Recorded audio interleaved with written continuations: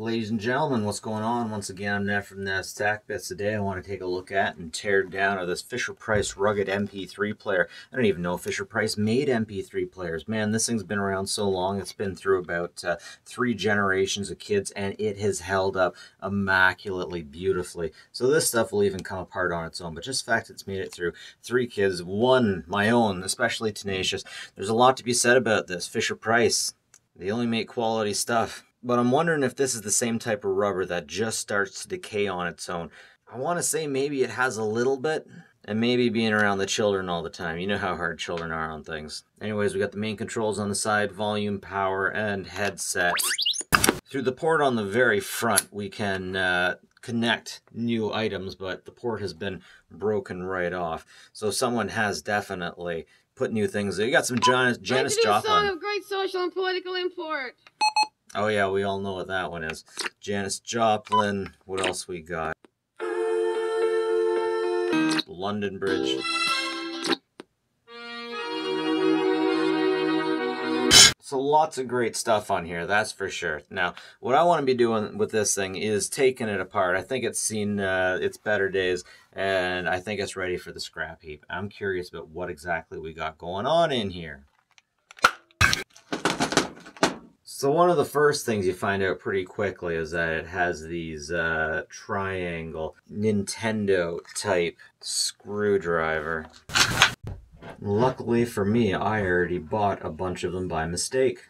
It should be said I'm just doing this for fun. So I got all the screws out, and there are a lot of screws. Now I'm not some professional here to show you exactly how to take this thing apart beautifully. I'm just some guy who likes to get into stuff and see what's on the inside. So right off the bat, you can tell we got some good engineering here because all the wires end in terminations. That is a very good sign.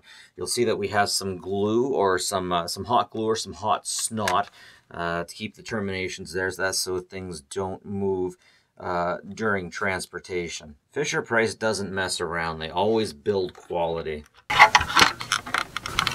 Their stuff is generally as solid as Tonka. We got a Nuvoton ARM chip on there.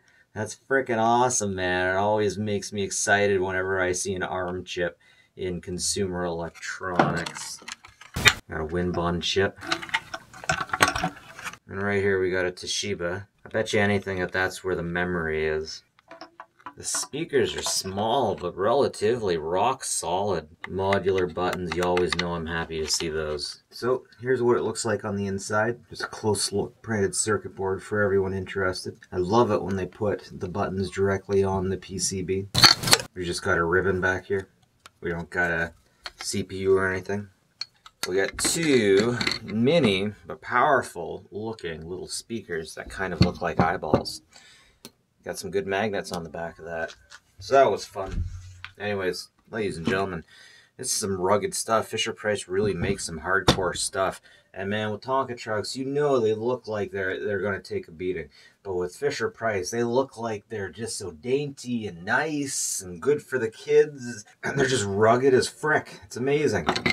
Anyways, ladies and gentlemen, that's it for me. Ned from Ned's Tack Bits. Like and subscribe if you like this stuff. It's always appreciated, folks. As always, take care of each other.